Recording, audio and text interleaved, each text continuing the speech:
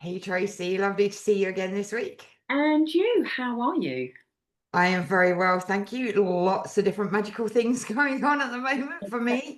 How about you? Oh, absolutely, completely. And I've got my development circle tonight, and I'm getting loads of stuff from them ready for tonight as well. So it's just all go, go, go, which is fantastic. And I've had so many people who've watched last week's podcast message or comment going, "Oh my God, this so hit the right spot. What's next? Can't wait." So there are a lot of people waiting for this podcast. Oh, fantastic. That's really, really good news. It's nice to share our knowledge. It's nice to share the things that we've learned. And this episode is definitely something that has impacted both of us Yeah. for sure, which I think is quite interested. So on a quick note, before we get into what we're talking about today, the card deck is fully funded, which is absolutely fantastic. I'm so excited. So that will be coming out into the world in the next month or so. So, do you want to let everyone know what we're talking about this week? Okay, so for those that don't know, we are talking about the mother wound, and there is so much more to this than this just affecting people who are mums. All right. And as you know by now, if you've been watching our podcasts or worked with Suzi and I, we come at things very differently. I don't necessarily use the names of the wounds, but I certainly work with the repercussions of the wound. And I'm really intrigued what's going to come to me intuitively, because for those of you that don't know, I've got like three mums. Because one's just not enough, which is very messy and complicated. And I'm just dying to see what's going to be given to me from spirit during this. So, off to you, Suzi. I'll let you get going. Yeah, thank you, Tracy. Yes, so the mother wound is a really, really deep wounding, and it is rooted in the relationship with our mothers or our primary female caregivers. And by extension to that, also the collective feminine. And it forms through emotional, energetic, physical absence, rejection, criticism, unmet needs, abandonment, control, and I think it's important that we say that our mothers were doing their best, right? They may not have known better, they may not have realized. And when we talk about the mother wound, we are not talking about blaming our mothers for anything.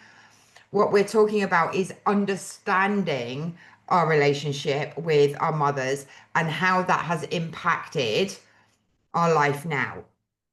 So, not only can all of these things come from our mothers, but they can also come from our ancestors, especially if we've had or is in our family a lineage of wounded, unsupported, or unmothered mothers, right? Right. That's really important. So generationally, you may have, your mother didn't mother you, your mother didn't mother them, their mother didn't mother them.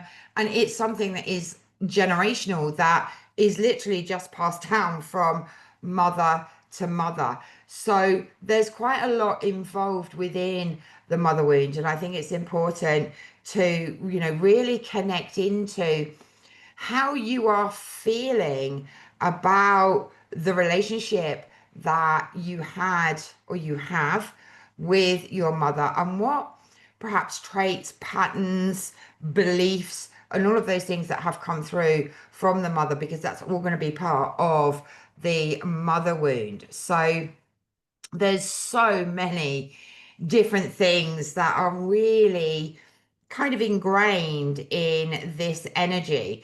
And it could be that you've had lifetimes where you've either been a mother that could not give as much as you wanted to give, or you could have had lifetimes where you've been a child where none of your needs were met from your mother figure. Okay. So I think if we connect in a little bit deeper, what we're really looking at is emotional neglect, criticism, perhaps your mother being perhaps a little bit cold, not being really warm and supportive. Maybe there's conditional love. if you do this, then I will do this for you. Or I'll love you if you perform XYZ, right?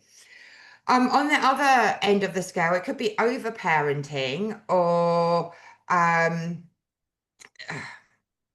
finding the right way to word things, where the parent actually needs the love from the child, so the child becomes responsible for the mother's emotions. Does that make sense? Did I make that clear? Yes, yes, you did. Yes. And you're probably going to get this, so I'm probably preempting you. The mother wound I found when I'm working with someone can also be with someone that isn't a mum. Hmm. They might have issues having got pregnant in the first place, or they didn't want children in this life, and they're dealing with that. And Hmm. I'm seeing a lot of people where they didn't necessarily have bad parents, but they're just like, oh, flipping heck, I'm not imposing that on anyone. Um, and so there's a lot of people that are mothers in a different way, like they might mother their colleagues. I mean, I certainly had work mums over the years, which has always been great. And so the mum word, I don't want people getting caught up on it, because it can be broader than that. Yeah. And quite often, like in a teaching environment like a school, there's always the dinner lady that's more mumsy than a lot of the other people, and a lot of kids that aren't perhaps ready to go to first school, maybe they're still emotionally attached to their parent, they'll bond with one of the dinner ladies even though it's not their mum. And so Hmm. mothering can come from many different places and in many different guises. It doesn't Yeah. have to be about actually physically having a child, does it? No, absolutely not. I mean, we may have had past experiences, for example, where a child died in childbirth, or losing your children, or there's so many different ways that this can really show up. And yeah, absolutely. When we talk about our female caregivers, we are talking about teachers and dinner ladies and all of those women that have an impact on our life when we're quite young. You think when we start to go to school, most of our day is actually spent with other women in our lives, not necessarily our mothers. Mm, absolutely. And funny enough, we were talking about this the other day, but for completely different reasons. There's those people in relationships that, even though they're grown adults, if you're not careful, they want you to be their mum more than their lover. And it's like, no, that's not the role I'm signing up for. You've got Yeah. parents, you've got caregivers. And so, maybe those people are dealing with the mother wound and they're looking for that mother energy, whether Mm. they're trying to get it from, again, a colleague, a friend, a family member, a partner, or whatever. So it can show up in so many different ways. That's the thing that I always find amazing. It doesn't just present in one traditional way. Mm. Yeah, there are so many different ways that it can show up. So some of the kind of emotional patterns that might show up are things like chronic self-doubt, um, trouble with your own self-worth, not feeling worthy, feeling like you have to earn love. Like if you've had a mother or a female role model, and you feel that you've had to earn love, like you've had to do something to receive that love back, or you've had to do exceptionally well to get that praise. Yeah. There's a deep fear of rejection and abandonment. So that will play out in other relationships where you just feel rejected by your partner, your friends, your family, or you feel abandoned by them if they go out and go for a night out on the town with their friends, and you're not invited.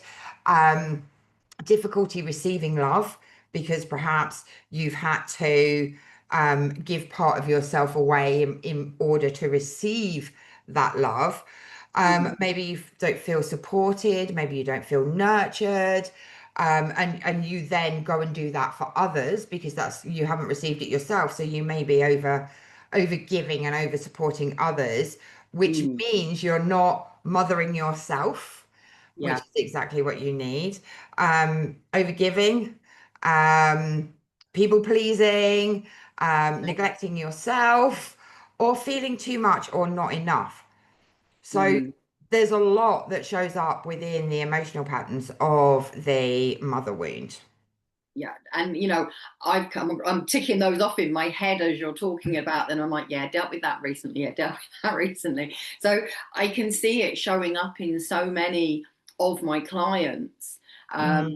And I think some of those are the ones that have ended up in the narcissistic relationships, Yep. which I know we've spoken about before, because Hmm. it's like they need somebody to want something from them, like, oh, well, if you can do this for me, I will love you. And so again, they're trying to recreate that environment that they're used to, even though it doesn't make them happy, it doesn't serve them, and it just feeds the other person in the wrong way. It's like giving them baby bio and they become a narcissist on speed. So Yeah. it's interesting how we try and recreate the things that actually have wounded us in the first place. So we've got to break the pattern, otherwise we're going to keep getting hurt, and that's just not going to serve anybody. What I would Yeah. say though is the soul contracts that go with all of that. Hmm. We may have signed that soul family soul contract that we're going to keep repeating this down the line and then someone's going to break it. We might be promised to do this because it's going to give our soul something. So there is much more to it. It isn't like you say, oh, I just had terrible parents and it's messed me up. It's way more complex and in depth than that. And so Yeah. when I'm working with somebody, I have to unravel all the threads, because it's not just a case of pointing it out and then letting them, change it. There's other things that they've got to delve into as well. Absolutely. I mean, some of these woundings cross over with other things, and certainly when we're giving ourselves away to others to earn that love, respect, and all of those things, we're touching on the prostitution wound Yeah, as well, because we're giving ourselves and our own wants and needs for safety, for love, for attention, for whatever it may be. So sometimes there is a crossover with these woundings, like the priestess wound and the witch wound that we looked at. There are a few crossovers there, and the mother wound does certainly cross over with the prostitution wound as well, because we're giving ourselves away for other people. And that's one of the things that I've noticed with anyone that I'm working with relationships, is that they attract emotionally unavailable partners. So that would reflect in an emotionally unavailable mother or female caregiver. So they're attracting exactly the same thing because that's what they're used to, yeah, right? And I think it's very, very interesting that we mirror all of these different things. So the things that we're used to, we tend to mirror nicely, not nicely, whichever way absolutely. it may be. And I think it's important to point out here, because I've got my NLP coaching head on now. Somebody comes to us with this situation, it's again not about blaming them if they're recognizing that their behavior has created this in a child, because a lot of the time it's not what we do that's the problem. The Mm, problem is how it's received by the child. yeah. Okay. And so a parent can say something perfectly positive, like, oh, wow, you did so well. I'm so proud of you. I can't wait to see if you get an A next time, thinking they're being encouraging. But the child just hears, oh, a B's not good enough. I've got to get an A. I'm not perfect. And so it's how it's received. And so one of the things that I find important when I work with people is to just help them understand what that wound has been created by, what's triggering it in this life, and Hmm. what is that mechanism's value. So if you're someone who's got a critical parent, has it taught you to go through the perfectionist road and break that pattern and go, look, it doesn't serve anybody, let's just not bother, and come out the other side of it and actually you become a more balanced person? Or has it made sure that you are more compassionate and less critical because you were criticized the whole time? So it's very, very messy. It's like a bowl of spaghetti. It's not just black and white. This starts it, this ends it. It's not like that. Yeah, absolutely. And we were talking a little bit yesterday about how we can go from, okay, the over criticizing mother, let's say, to the complete other end of the spectrum where we need to be perfect. But actually, we need balance. We don't need to be the complete opposite of what we got from our parents or our mother in particular or female caregiver. We need to have balance.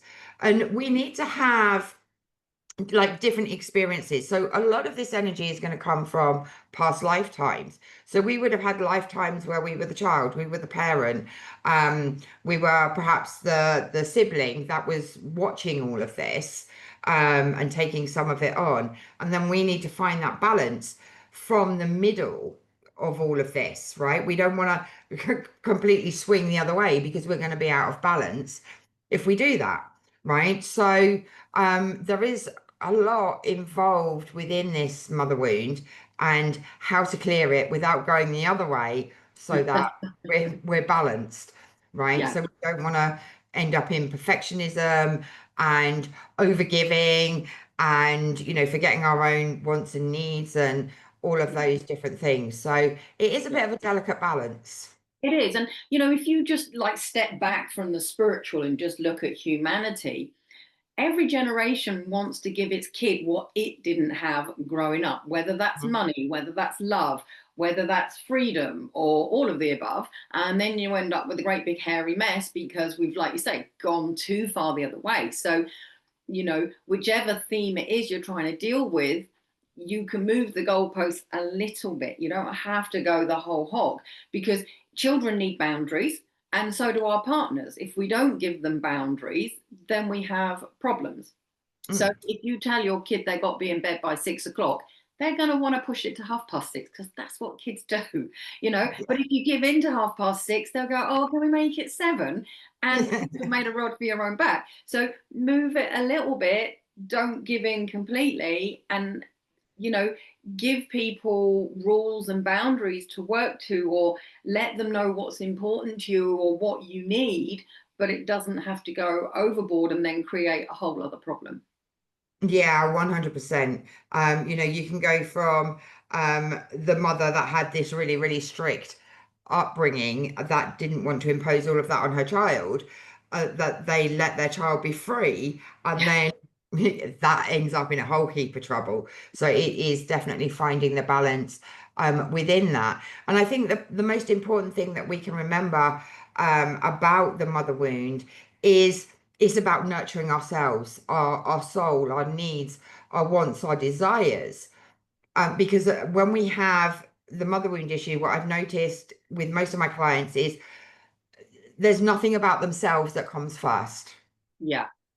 right? They don't nurture themselves. They don't look after perhaps their bodies or themselves in general because they're so busy overgiving to everybody else, Yeah. right? Because that is a part of the wounding. So by bringing your attention back to who you are and what you need to feel mothered, so mothering yourself is going to be really, really powerful. Absolutely. And I think also, still with my coaching NLP head on, the one of the issues that can cause this, I've noticed, is that we don't always get what we need in the way that we want it. So Hmm. somebody might say to me, "Oh, you know, my parents didn't really hug much. They didn't tell me that they love me much." And if you said to the parent, "Did you know that your child doesn't feel very loved?" they'd be horrified. And they're Mm. most likely to go, "But I put a roof over their head. I put clothes on their back. I put food on the table. I went without meals to make sure that they could go on the school trips that I couldn't really afford." But the child hasn't seen that. And even if they have seen that, what they really wanted was someone to give them a hug. They probably didn't care about having dessert as well as a main, or, you know, whether it was top of the range steak or, you know, sausages. But what they really wanted was that hug and to be told, I love you and I'm proud of you. And Yeah. so if we are not getting shown love in the way that we perceive we need it, then that can create that wound because we're just not feeling like we're being mothered. We feel like we're, Mm. you know, just a lodger or part of the furniture, but that's not fair because that's not what the parent means. And so we can create Mm. the wound in this life, even if we didn't have it before. Exactly. I mean, some things you just need a conversation, Mm, right? Speaking to your children, right? I believe speaking to your children all the time is really, really important to know what they need, to know what will make them feel secure, what will make them feel loved, what will make them feel happy, mm, right? And if you don't have those conversations, you can be in two very different places. I mean, I talk to my son all the time. I mean, he happens to be phoning me and telling me that he keeps getting all these promotions. yeah, So I tell him all the time, I'm so proud of you. You're doing so well. I can't believe how well you're doing. And reaffirming that I'm proud of him, which is so, so important. yeah. And I don't know about you, but I come across a lot of clients of a certain age whereby their parents were brought up that you weren't supposed to boast and be big headed. So you didn't make a song and dance about anything that made you look good because it's like, oh, you're being big headed. No one likes Mm, a big head. No one likes a bragger. So yeah. our children weren't encouraged to go, oh my God, I got an A. Oh my God, I got promotion. Oh my God, I got the place in the school play or whatever it is.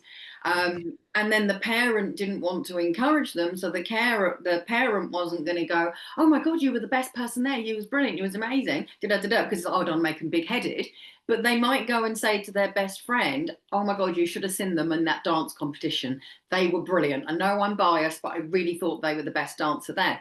And Mm. so I quite often find that it's only when a parent has died, more often than not, all these people come up to them at the wake and they go, oh, your mum and dad, they used to tell us how proud they were of you in the dance competitions and how brilliant you looked. And they're giving everything that this person wanted, but they needed it when they were 7, and now they're like Yeah. 47, and it's not too little too late, but it's like, great, I really needed that before when I was thinking everyone thinks I'm rubbish and mum and dad don't love Yeah. me, and this kid over here is getting taken to McDonald's because he got a D and I got a B and got nothing.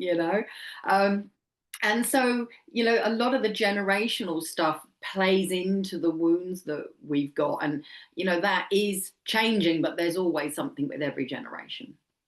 Oh, for sure. I mean, very much our generation, what my experience was, we were to be almost seen and not heard at certain points, like if there were friends over or, you know, Preferably not even seen, like not seen, not heard. yeah.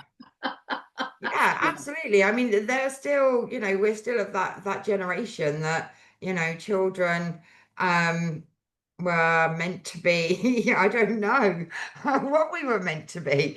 I think we were Out the made to be, way, not a yeah. problem. I think we were supposed to be grown in a greenhouse until we were fully formed adults, and then we were allowed back. But I remember that coming from my grandparents, and there was very strict boundaries. Like when mum and dad were having mum and dad time, like the kids weren't encouraged to join in.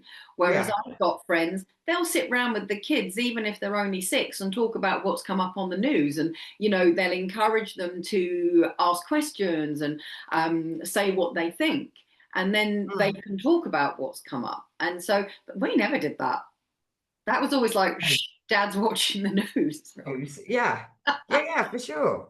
For sure. And I mean, I think of the differences between my parents and me and my children. We've talked about everything, and anything because for me, they were a massive part of my life, my existence. So I probably overgave to them, but they know that they're loved. They know I'm proud of them. They know that nothing they could do would upset me that much that I would never talk to them, Yeah. or anything like that. They know that they can come to me and speak about anything, whatever is going on in their lives. And I think back to my mum, I don't think I told her anything. Yeah, it was best we didn't tell them. Not that I got up to anything really naughty, but I No, didn't need any more criticism. I've got enough going on. I really didn't need any more. So yeah. yeah, and it's just the generations, they do change. So if you think back to a couple of hundred years ago through the generations, if we're like that now, well, we're a little bit seen and not heard. And then that generation, and we're definitely not to be seen or heard. And then going back the further generations, Mm. all of this is passed down. So it's up to us to break that cycle Oh, of absolutely. not speaking and all those things. And to make it a little bit real world, I'm not a royalist at all, so don't get me wrong. But if you look at the royal family, Diana broke the protocol. She wanted to be around her boys. She didn't want them brought up by nannies. Mm, And if you look at Charles, I mean, his mum disappeared off on a world tour when he was about 3. You want your mum. And all you've yeah, got is someone else that you obviously recognize. They don't dump you on a complete stranger, but that's not the caregiver that you want. And so it's hardly surprising if you look back through the royal family and nobility, most of them just weren't even brought up by their children, going all the way back to medieval times. They were brought up by the wet nurse and the nannies and everything else. So there's a lot of ancestral stuff in there. yeah, And that so really is. and you can see how that plays out with the 2 boys, and you can see how it plays out with other members of the royal family, mentioning no names. Could have done with a bit more parental control, maybe. For sure. So, if you look for it in society, you can definitely see the wounds all around us. But Mm, the great news is that it can be healed either, as we keep saying, through self work or working with someone like us. But our soul is here to learn and grow. Our soul has come to this difficult, challenging planet because it's going to get the most growth. yeah. There are easier planets and dimensions you can get experience. So if you're here, you chose a toughie. Maybe you wanted to speed up your ascension. Maybe you just wanted to really have a proper challenge. But we can find out from your soul what it is that you signed up for and why, so that you can get that growth and that healing. Absolutely. I've certainly noticed with my clients that when the mother wound shows up, there's healing that needs to happen with the inner child, right? Yeah. They've lost their playfulness, they've lost their curiosity for life because they haven't perhaps been taught to be free and curious, and have fun and play and be a bit of a free spirit. So there's often a lot of inner healing that needs to happen, inner child healing, that is, Yeah. that needs to happen in conjunction with the mother wound. Absolutely. And I can't remember who wrote the poem, and probably Spike Milligan, but it was along the lines of, as soon as you learn to talk, your parents are telling you to shut up. As soon as you learn to walk, they tell you to sit down and be quiet. Yeah. And it is ironic that we're trying to be children and they're going, "I'll grow up." And it's like, "I'm 5." Yeah.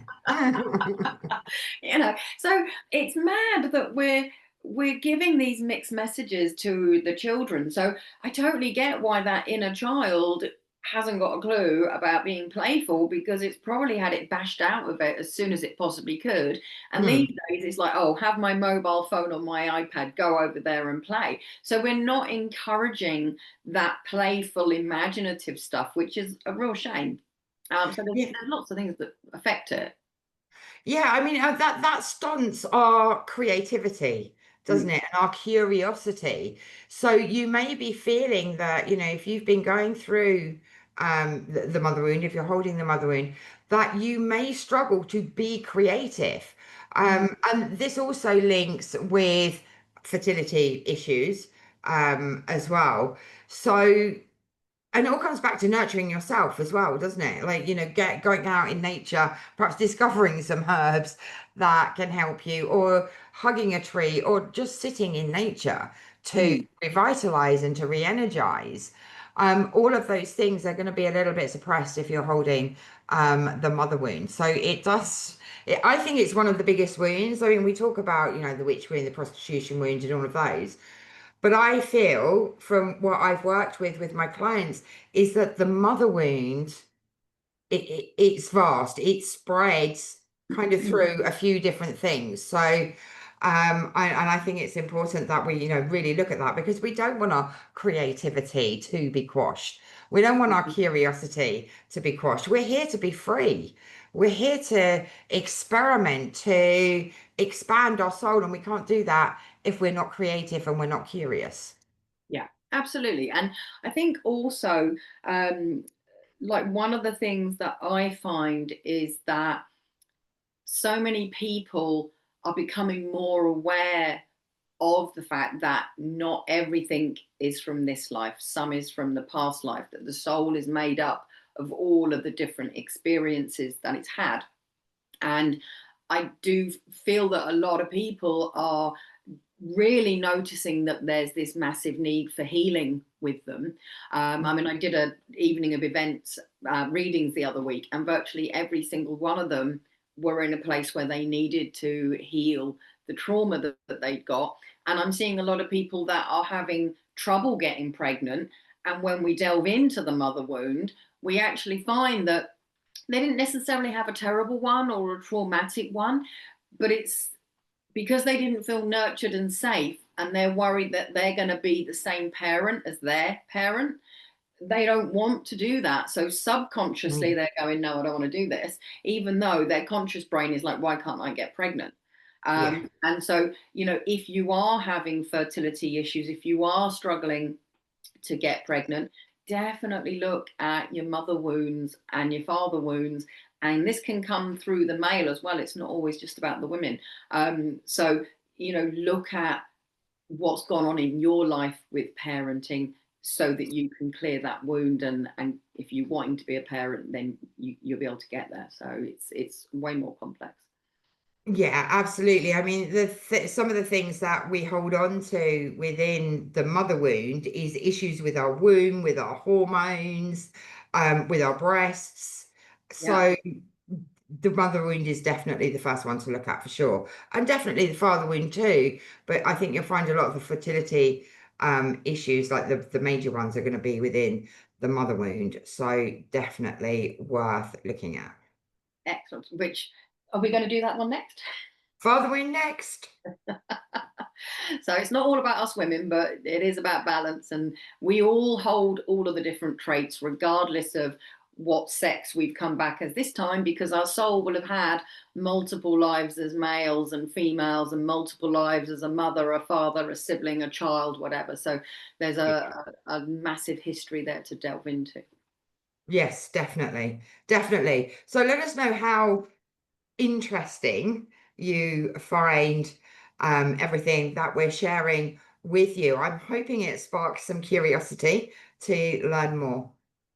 I certainly think it's going to create some interesting conversations with the guys that follow us. And, you can comment, you can subscribe and comment, you can join us on our different platforms. All of our links are in the show notes.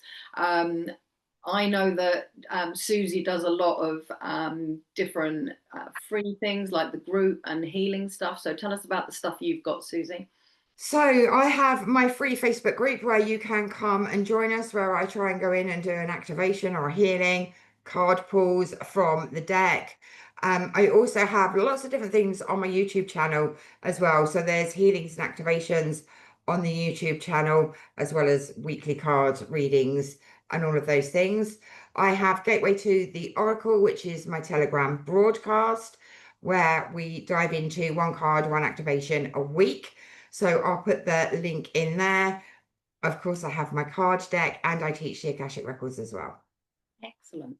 Just so that everybody knows, we managed to master the live last week. So we should be okay this Friday to do a live without any gremlins and glitches. Fantastic. We're getting there. Thank you for your Yeah, patience and bearing with us, but we are getting there. we are.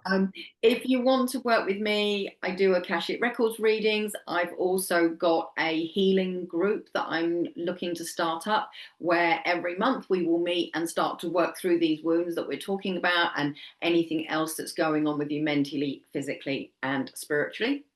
And I've also got my free Facebook group where you can get tips on how to develop your own spirituality.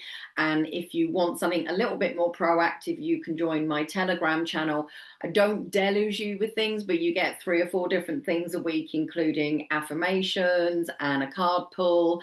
And I just drop little tips in, like today I've got people feeling energy. So that's going to be a really interesting one to see how they get on with that. So everything that Suzi and I can do, you can do. Everybody is intuitive and spiritual and psychic. You just have to want to do it.